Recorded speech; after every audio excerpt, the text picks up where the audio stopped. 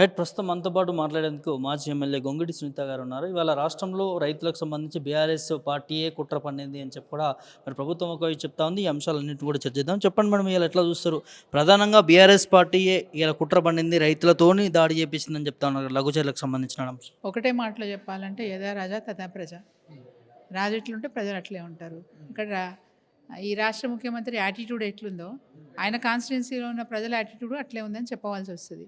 ఎందుకంటే దుర్మార్గంగా ప్రజాభిప్రాయ సేకరణ లేకుండా, రైతులకు ముందుగా సమాచారం ఇవ్వకుండా, వాళ్ళ ఇష్టాలకు వ్యతిరేకంగా ఈరోజు భూమిని లాక్కుందామనే ప్రయత్నం చేసినారు.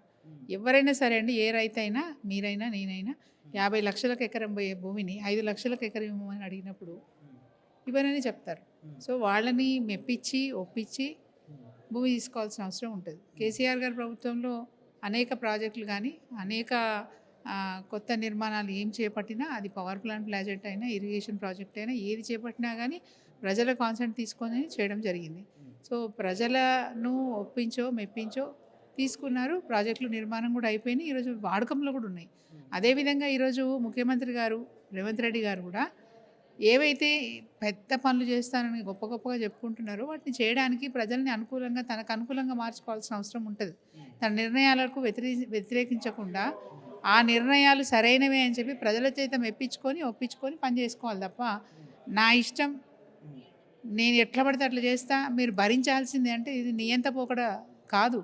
ప్రజాస్వామ్య దేశం. ప్రజాస్వామ్య దేశంలో ప్రజాస్వామికంగా ప్రజలను మెప్పించుకోను ఒప్పించుకోను పనిచేయాలి తప్ప, నేను ఒక నిర్ణయం తీసుకున్న ఆ నిర్ణయానికి మీరు కట్టుబడి ఉండాల్సిందే, మీరు నా బానిసలు అంటే అది సరైంది కాదు. రైతులు చాలా చైతన్యవంతులు. ఈరోజు కొత్తగా బీఆర్ఎస్ పార్టీయో లేకపోతే ఇంకో పార్టీయో నేర్పించవలసిన అవసరమే లేదు. వాళ్ళు బాజాప్తా నిలదీస్తున్నారు. మాకు ఇష్టం లేదు, మేము భూమి ఇవ్వము, మా దగ్గర పెట్టకండి, రేపు భవిష్యత్తులో మాకు నష్టం జరుగుతుందని చెప్పి వాళ్ళు బాజాప్తా చెప్తున్నారు. చెప్తుంటే కూడా ఈరోజు మాట్లాడడం అనేది కరెక్ట్ కాదు. రెండోది, ఒక్క మాట ఆలోచించండి. ప్రజల దగ్గరికి ప్రజలు ప్రభుత్వం తెరువు రాలే, రైతులు ప్రభుత్వం తెరువు రాలే, ప్రభుత్వమే రైతుల తెరువు పోయింది. వాళ్ళని బాధ పెడతా ఉంది, వాళ్ళని గోస పెడతా ఉంది. ఒక్క ఎకరం దున్నుకొని పంటలు పండించుకొని ఏదో బతుకుతే ఎల్లదీస్తున్న రైతును ఈరోజు ఆ ఎకరం కూడా నువ్వు గుంజుకుంటా అంటే ఎక్కడ పోతాడు, ఎడబోయి ఉంటాడు, ఎట్లా బతుకుతాడు? ఆలోచించాలని వద్దా? రేపేదో కంపెనీ వస్తుంది, కంపెనీ రావడానికి 3 ఏళ్ళు పట్టచ్చు, 4 ఏళ్ళు పట్టచ్చు, ఎప్పుడు అవుతుందో తెలియదు, ఎప్పుడు వీళ్ళకి పని దొరుకుతుందో తెలియదు. బట్ అప్పటి వరకు వీళ్ళు ఏం చేయాలి? అది వాళ్ళ ప్రజల ఆవేదన. అది వాళ్ళు ఎన్నో రోజులుగా నిరసన కార్యక్రమాలు కూడా చేస్తున్నారు. అక్కడ అనేక మార్లు జిల్లా కలెక్టర్ గారు కూడా వినతి పత్రాలు ఇచ్చినారు, మన మీడియా ద్వారానే చూస్తూ ఉన్నాం.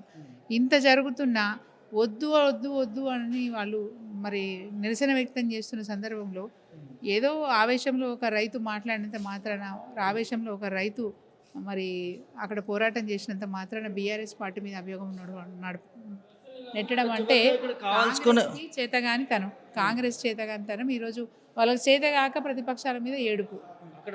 ధర్నా చేసిన వాళ్ళ రైతులకి చాలా మందికి భూమి లేదు, కావాల్సిన బీఆర్ఎస్ నాయకులు చేస్తున్నారు. భూములు లేని వాళ్ళు ఎవరైనా ఉంటే ఎంక్వైరీ చేస్తారు, అధికారులు ఉన్నారు, ఎంక్వైరీ చేస్తారు, దాని తగ్గట్టుగా చర్యలు తీసుకుంటారు. దానికి బీఆర్ఎస్ పార్టీని ఎందుకు బాధ్యులు చేస్తూ ఉన్నారు? మీకు చేత కాకపోతే ప్రతిపక్షంలో ఉంటే వాడి మీద నెట్టేస్తారా? ప్రచారం జరుగుతుంది.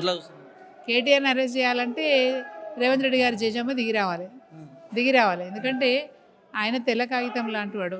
ఆ తెల్ల కాగితం మీద నువ్వు ఏదో చేద్దామని అనుకుంటా ఏదే కాదు.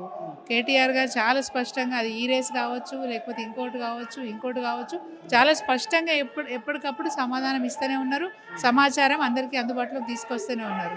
ఏదో మీ ఇష్టం ఉన్నట్టు మాట్లాడేసి ప్రజల్ని కన్ఫ్యూజ్ చేసి డైవర్ట్ చేసే విధంగా మీరు పాల్పడితే మాత్రం బీఆర్ఎస్కు ఎలాంటి ప్రమేయం లేదంటారు? ఎటువంటి ప్రమేయం లేదు. అది రైతులదండి. బీఆర్ఎస్కి ఏం పని ఆడ? బీఆర్ఎస్కి ఏం పని? అన్యాయంగా మాజీ ఎమ్మెల్యే నరేందర్ రెడ్డి గారిని మీరు అరెస్ట్ చేసినప్పుడు నరేందర్ రెడ్డి గారి అరెస్ట్ మీద మేము తప్పకుండా మా గల్లం విప్తాము. మా నాయకునికి అన్యాయం జరుగుతున్నప్పుడు పార్టీ తరఫున మేము అడుగుతాం, బాజాప్తా అడుగుతాం, నిలదీస్తాం. మా నాయకుడిని మేము రక్షించుకునే అవకాశం మాకుంది, ఆ బాధ్యత మాకున్నది. సోషల్ మీడియాలో కస్టడీ రిమాండ్లో ఎవరైతే నరేందర్ రెడ్డి గారు కూడా కేటీఆర్ పేరు చెప్పినట్టు దాని మీద ప్రస్తావించినట్టు చెప్తాను, దీన్ని పట్ల ఎట్లా? అది అబద్ధమని నేనంట, అది అబద్ధమనంట. బాజాప్తా అందరి ముందర చెప్తే, ఇప్పుడు నేను మీ దగ్గర మైక్లో మాట్లాడుతున్నా, అట్లా నరేందర్ రెడ్డి గారు చెప్తే దాన్ని సబబంటాం. మేము కస్టడీ రిమాండ్లో చెప్పిందంటే అది మీరు ఏది చేసినా అబద్ధమే చెప్తున్నారు. ఇవాళ పోలీస్ శాఖ కూడా అసలు ఒక ఏజెంట్ లాగా రేవంత్ రెడ్డికి ఒక ఏజెంట్ లాగా పనిచేస్తున్నారు తప్ప ప్రభుత్వ ఉద్యోగస్తులం మా బాధ్యత ఏంది, మేము ఎట్లుండాలనేది నైతికత ఈరోజు పోలీస్ శాఖ కూడా మర్చిపోయిందని అనిపిస్తూ ఉంది. విచారణ ఘటనకు సంబంధించి ఎట్లా స్టాండ్ తీసుకుపోతుంది బీఆర్ఎస్? రైతుల పక్షాన ఖచ్చితంగా వారికి న్యాయం జరిగేంత వరకు పోరాటం బీఆర్ఎస్ పార్టీ చేస్తుంది. కానీ ఒక మాట చాలా స్పష్టంగా చెప్తున్నాం, అభివృద్ధికి ఎటువంటి ఆటంకము బీఆర్ఎస్ పార్టీ సృష్టించాలనే ఆలోచనలో లేదు. అనవసరపు అపవాదులు బీఆర్ఎస్కి పైన వేస్తూ మరి ప్రజల్ని కన్ఫ్యూజ్ చేసే ప్రయత్నం చేస్తున్నారు. బీఆర్ఎస్ పార్టీ చాలా స్పష్టంగా చెప్తా ఉంది, ప్రజల పక్షాన ఉంటాం, ప్రజలకు అన్యాయం జరగకుండా చూస్తాం. అదేవిధంగా ఈ ప్రభుత్వం చేస్తున్న అభివృద్ధి కార్యక్రమాలు సహకరిస్తాం, తప్పకుండా సహకరిస్తాం. ప్రజలు రెచ్చగొడుతూ ఉన్నారు ఇవాళ రైతులని, మొన్న హైడ్రా బాధితులని, మూసి బాధితులు అని చెప్తా ఉన్నారు. ఎవరు రెచ్చగొడితే తెలంగాణ వచ్చింది? ఎవరు రెచ్చగొడితే ఈరోజు రేవంత్ రెడ్డి పాలన వచ్చింది? ఎవరు రెచ్చగొడితే రేవంత్ రెడ్డి గారు ముఖ్యమంత్రి అయినరండి? అంతే కదా. అక్కడ ప్రజలు మా మా మా ఎమ్మెల్యే, మేము ఎన్నుకున్న ఎమ్మెల్యే, మా నియోజకవర్గ ఎమ్మెల్యే ముఖ్యమంత్రి అయితే బాగుంటుందని ఆలోచించుకున్నారు. దాని తగ్గట్టుగా నిర్ణయం తీసుకున్నారు. ఈసారి ఈ అవకాశం కాంగ్రెస్ పార్టీకి ఇచ్చారు. దాన్ని సమర్థవంతంగా పని చేసుకోవాలి. ఆ ప్రజలు మీ మీద పెట్టుకున్న నమ్మకాన్ని నిలబెట్టుకునే ప్రయత్నం చేయాలి. Thank you.